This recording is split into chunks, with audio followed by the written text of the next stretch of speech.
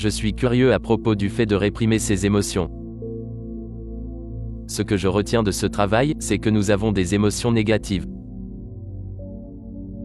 Et nous émettons une signature émotionnelle de ce que nous voulons créer. Et chaque fois que quelque chose va à l'encontre de cela, nous changeons et nous retournons à notre plan d'origine. Mais pour quelqu'un qui a un traumatisme lié au passé et qui essaie de l'étouffer au fond de lui, qui essaie de l'éviter. Comment cela entre-t-il dans ce genre de travail? Une partie de cela ressemble à se contenir et l'autre à de la création. À quel moment faisons-nous la différence? M'avez-vous déjà entendu dire que les émotions sont néfastes? L'ai-je dit? Non. Les émotions sont le produit d'une expérience. Alors, est-ce que je réagis dans ma vie? Oui, je le fais. Mais la question est, combien de temps allez-vous réagir? Voilà la vraie question. Car si vous gardez cette réaction émotionnelle pendant une longue période de temps, tôt ou tard, ça deviendra votre identité. Donc, les gens demandent pourquoi es-tu amer ou frustré? Pourquoi souffres-tu autant? Et vous gardez cette émotion, ce qui signifie que vous êtes dans un résidu chimique du passé. Votre cerveau va rejouer l'événement car vous êtes relié émotionnellement au passé. Et vous direz, je suis comme ça, à cause de cette expérience du passé. Alors imaginez ce que je fais avec les gens. Nous avons des gens qui ont été abusés, traumatisés, qui ont été agressés. Des gens qui ont eu un passé très difficile.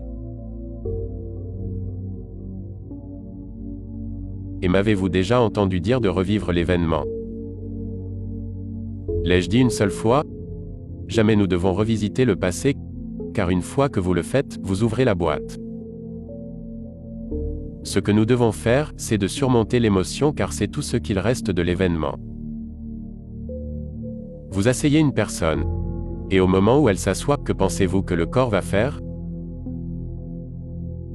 Il va chercher quelque chose pour recréer cette émotion car c'est l'identité de la personne. Êtes-vous toujours avec moi?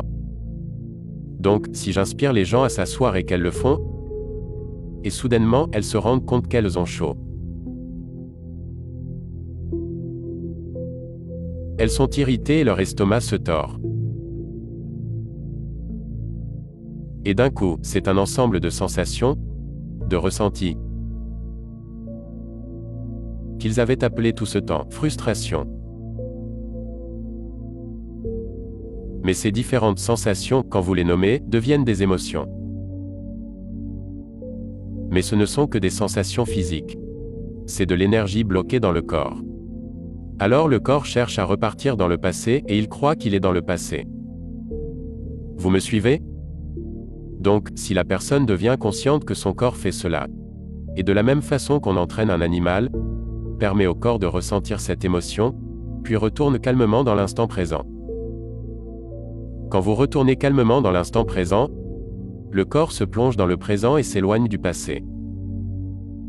Et l'énergie se libère. Le corps se dit alors, attends, que va-t-il se passer l'instant d'après? Il essaie d'anticiper le futur. Puis, vous faites retourner votre corps dans l'instant présent.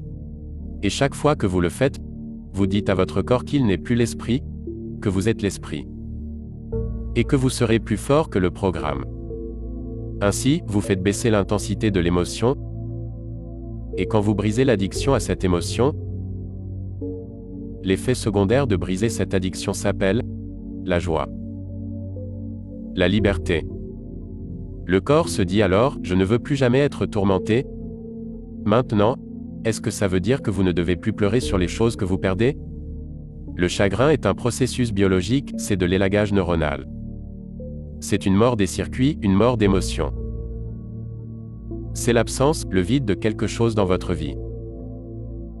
C'est important, mais dans le deuil, vous devez arriver à une meilleure compréhension de la mort. Une meilleure compréhension de la perte. Une meilleure compréhension qui vous permet de vous adapter à ces conditions. Chaque fois que je m'assois avec quelqu'un qui commence à se plaindre de sa vie, je les laisse parler quelques minutes, puis je bâille. Savez-vous ce que je leur dis? Tu te plains de ta vie seulement quand elle ne fonctionne pas? et ce que tu ressens maintenant te maintient connecté au passé, tu ne fais jamais cela quand ta vie va bien. Donc, je n'ai aucun problème avec le fait de traverser les émotions. Mais je sais aussi que ce que veut vraiment une personne plus que tout, c'est d'être libre. Les gens veulent être libres. Et j'ai été le témoin de transformations dans toutes les cultures. Peu importe la couleur de peau, la forme, la taille et l'âge. Je l'ai vu. Le même éclat qui paraît sur le visage de quelqu'un, une lumière dans leurs yeux. Une différente présentation de leur visage, c'est réel. Cette personne a dû se dépasser. Ce n'est pas qu'on ne doit pas ressentir ces émotions. Au contraire, nous devrions les ressentir pleinement. Mais comme un enfant, passer à autre chose après. Les laisser sortir et s'en aller. Quand nous étudions des scanners cérébraux de gens qui analysent leur vie avec certaines émotions, au fil du temps, nous voyons leur cerveau empirer. Juste pire. Et j'aimerais dire, excuse-moi, Hector, mais que diable fais-tu là-dedans? Oh, je pensais juste à mon ex et les enfants.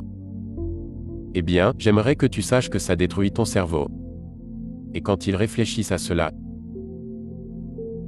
et qu'ils comprennent que je ne leur donnerai pas la réponse à leurs problèmes. Car quand une personne souffre, que recherche-t-elle? Ils espèrent que je vais arrêter leur souffrance. Et je peux leur donner la réponse. La bonne réponse à leurs problèmes, mais ils vont me contredire. Ils me contrediront tout le temps, non mais, non mais, non mais. Alors, je leur dis, viens avec moi. Donne-moi 4 ou 5 jours. Traverse la rivière. Va au-delà de toi-même et de cette émotion. Et la mémoire sans charge émotionnelle, c'est de la sagesse. Et c'est la règle du jeu. Car l'âme ne peut pas aller dans le futur. Elle ne peut pas créer une nouvelle aventure, ne peut pas vous mener à la source, si vous vivez dans une émotion qui vous ramène dans le passé. L'âme ne sait même pas à quoi rêver. Elle ne peut pas, car elle voit le futur à travers les lunettes du passé. Donc, quand une personne commence à se plaindre et vous lui dites « Tu crées ta réalité ?» Ok, je vais donc penser à quelque chose que je veux, mais ils ne contrôlent pas leurs pensées. Car leur corps influence leur esprit. Donc, la seule façon de libérer de l'énergie est de rester immobile et de savoir qu'ils sont Dieu. D'être plus fort que leur corps. Et chaque fois qu'ils reviennent dans l'instant présent, ils baissent l'intensité de cette émotion et ils deviennent l'esprit. Le corps n'est plus l'esprit. Et quand l'esprit est enfin libre, ils verront des possibilités qu'ils n'avaient jamais vues. J'ai vu cela tellement de fois. Ensuite, tout ce que veut cette personne, c'est d'être dans l'instant présent et devenir plus heureux. Ils en redemandent. Mais vivre dans la culpabilité, le chagrin ou la honte? Quelqu'un m'a dit qu'il avait perdu un proche l'autre jour. Je lui dis, ok, depuis combien de temps êtes-vous en deuil? Oh, environ 1 an, vraiment? Ok, supposons que ce soit vous qui soit parti, et vous voyez vos proches se morfondre pendant 1 an. Que leur diriez-vous après 1 an si vous les aimez vraiment? Passez à autre chose et ayez une vie heureuse. Je vais bien? Soyez heureux. Vous m'aimez vraiment? Vivez une vie heureuse. Ce sera le meilleur testament d'amour pour tout le monde. Car puisque vous souffrez, vous me rendez les choses difficiles. Donc, nous devons constamment nous mettre à jour dans la réalité, car c'est la seule façon de s'adapter. Ne croyez pas tout ce que vous lisez ou entendez, ce ne sera sans doute pas la vérité. Il y a toujours une meilleure vérité et vous pouvez la chercher.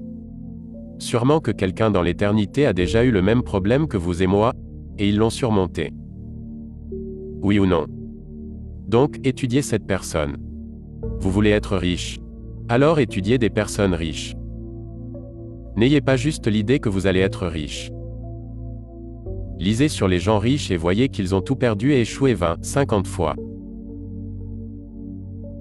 Mais la qualité qui faisait partie de leur personnalité est qu'ils étaient persistants. Ils ont réussi à changer, pardonner et laisser le passé derrière eux pour continuer d'avancer. Et quand ils avaient tout l'argent qu'ils voulaient, ce n'était pas pour l'argent, c'était pour se prouver à eux-mêmes qu'ils pouvaient le faire. Vous et moi ne sommes pas si différents que cela. Mais si vous ne pouvez créer un futur à cause d'une émotion qui vous maintient dans le passé, vous devrez faire face à cette émotion.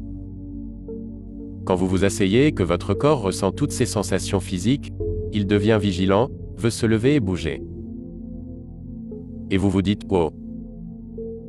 Vous êtes calme et vous travaillez avec.